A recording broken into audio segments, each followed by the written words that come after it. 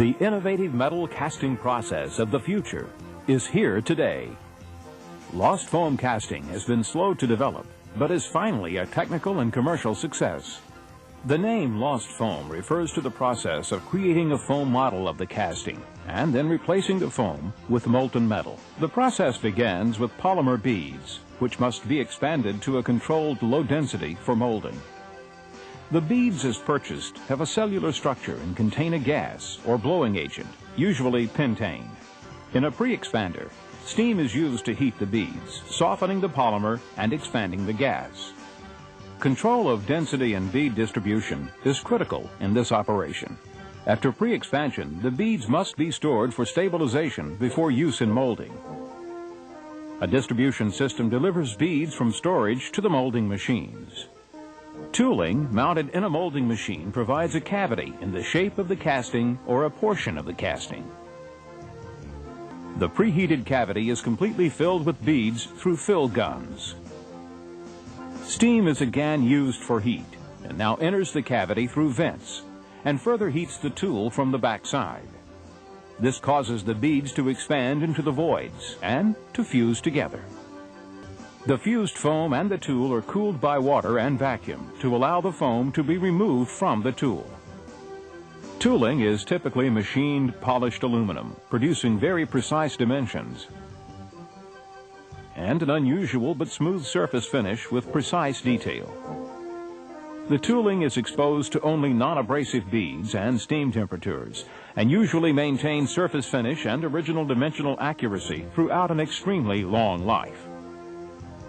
Foams are normally aged, usually in a controlled warm air oven, to stabilize the dimensions.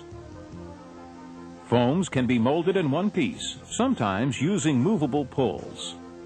Multiple pieces can be glued together to form extremely complex parts with internal passages and detail sometimes not feasible in other processes. Gluing is normally done with special hot melt glue, printed on the parting line between foam slices. Excellent dimensional tolerances, appearance and casting quality can be achieved when flat glue lines are properly designed and when tooling and equipment have proper precision and control. Foam replicas are then assembled with a gating system to form a cluster of parts to be produced in one flask. This can be done manually or by machine. Foams or clusters are then dipped in a water-based refractory coating which covers all surfaces of the foam, including internal passages. The coating will now have an internal surface equal to the outside surface of the foam. The wet, coated foam cluster is then placed in a drying oven to remove the water. Ideal process control and throughput are achieved with dehumidification and internal humidity control. The coated dried cluster is placed in a special steel flask, either manually or automatically. Dry sand with no additives is then rained around the cluster and vibration is applied to the flask. Inside, the vibration of the flask causes a layer of sand near the surface to fluidize. In this layer, the sand flows around and into the inside passages of the foam. The sand level rises as additional sand is rained in. Below the fluidized layer, the weight of sand above, together with vibration, causes the sand grains to move closer together, compacting them. The vibration and the flowability of dry sand causes densities of the compacted sand around the coated foam to be 10 to 15% higher than in other sand processes. Proper control of vibration and sand fill can ensure low foam distortion and full rigid backing of the coating. Some systems use synthetic mullite in place of sand to further improve cycle times and dimensional tolerances. After fill and compaction, molten metal is poured into the cluster.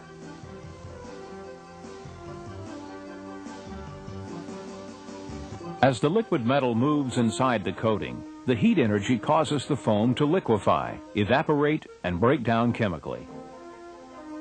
The temperature of the metal poured and the foam characteristics will determine how much liquid, vapor, and gas will be formed.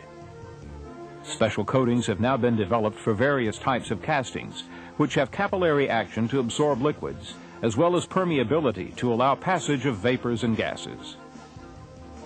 Because there is nothing in the sand to burn out, creating collapse or mold wall movement, dimensions are very accurate.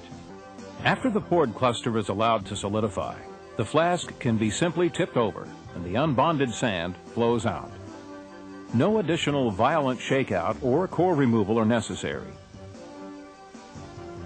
Because the foam pattern is left in the mold, no parting line is needed. This allows orientation of the casting to be more flexible and permits clustering, which produces more parts in a given mold area. More parts per mold means higher production at slower mold per hour rates. The dry, unbonded sand is easily recycled with minimum energy consumption. The mass of foam is low compared to the binders burned out in other sand processes, reducing emissions. This makes lost foam an energy and environmentally friendly process. Because there are no cores, core defects and fins are eliminated. Binder and moisture-related defects are also eliminated. No parting line eliminates shift and parting line fins. These benefits reduce grinding and blasting. Many additional benefits can be realized in the finished part due to the increased design freedom of lost foam.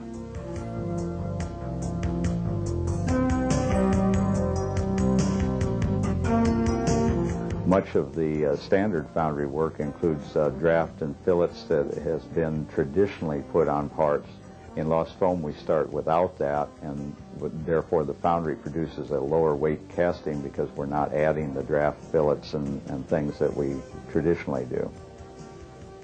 Yeah, anytime you combine parts, multiple parts into one, you have much less chance for variation both in the machining and the assembly. The reliability of a one single piece component as opposed to 3 castings assembled together is much higher. The benefits can only be achieved by re-engineering the part or even the final product to fully utilize lost foam. Lost foam can significantly reduce the final product cost by bringing value added to the casting. The lost foam process has benefited from automotive industry emphasis, but now is very effectively being applied to non-automotive products. More and more products are being re-engineered to lost foam as the process gains acceptance. Lost foam is here today as a production-ready process and can only continue to grow and improve.